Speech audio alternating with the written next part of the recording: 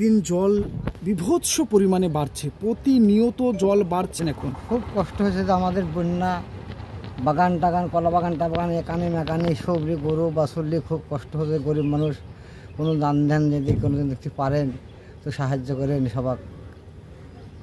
আপনারা তো মানে জলের উপরেই সব সময়, জলের উপরে আমরা সবসময় আমরা থাকি। এই তো দেখতে পাচ্ছেন সব।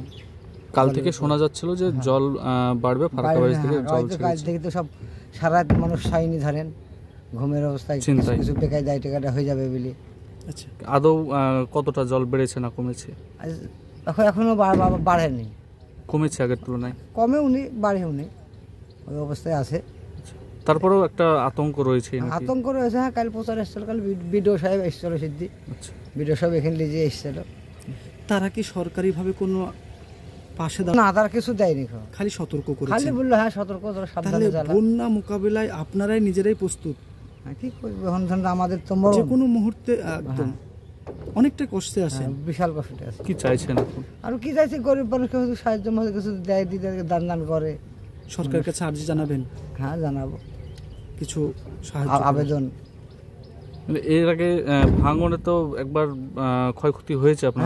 হ্যাঁ, দিয়েছে। তখন তো নিঃস্ব হয়ে গেছিলেন? হ্যাঁ, সব 4 বিঘে ভাঙা হলো। ধরেন গ্রাম ছিল, ওই ঘুরে আসলাম অমনি ছিল গ্রাম, ভাঙতে ভাঙতে পর্যন্ত আসতে ধরেন। আচ্ছা, কি নাম আপনার? বাদল মোল্লা। কি পেশায় আছে?